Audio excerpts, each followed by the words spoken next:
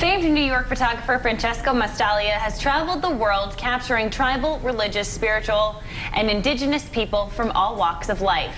And now he has a coffee table book that will take you on a spiritual journey. Yoga, the Secret of Life has been featured in the New York Times and goes beyond the poses. Francesco joins us here in studio this morning to tell us more about this latest project. Thank you. Good morning. Namaste. Namaste.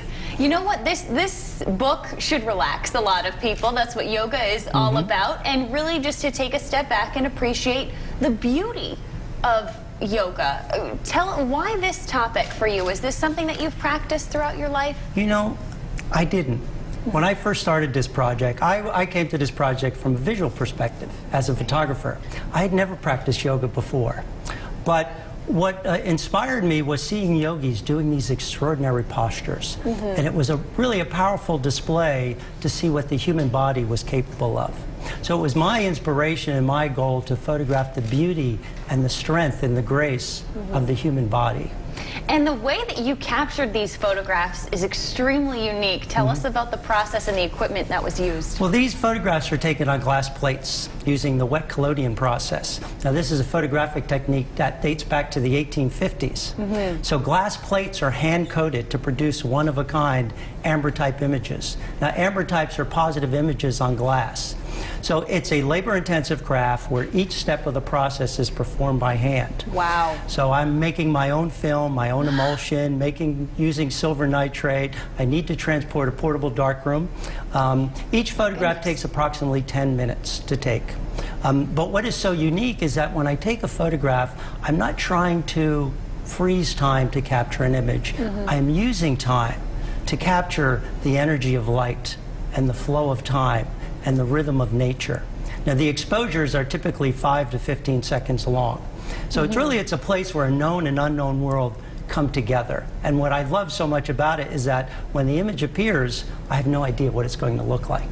Now, the photographs that you took, all of these people, did they select the pose themselves? Did you ask them to pose in a certain way, or was it whatever they felt comfortable doing? Well, initially I thought I would be photographing 100 or so yogis in yoga postures.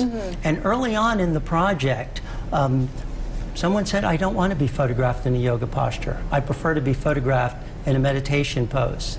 And more people said that because they felt that was the most important part of the project, of their practice.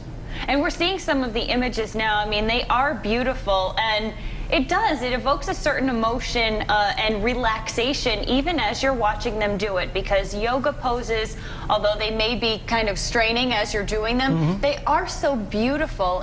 Was that the goal, that you just wanted to capture that moment?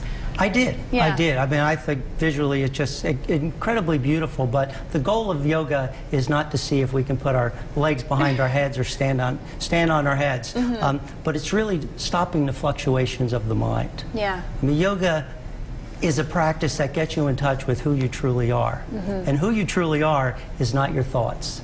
And what is not your thoughts is peace and happiness. Well, aren't we all searching for a little peace and happiness, a little bit more of that? Francesco, thank you so much for sharing your images. They are beautiful, and you can pick up his book, Yoga, the Secret of Life. It is available now.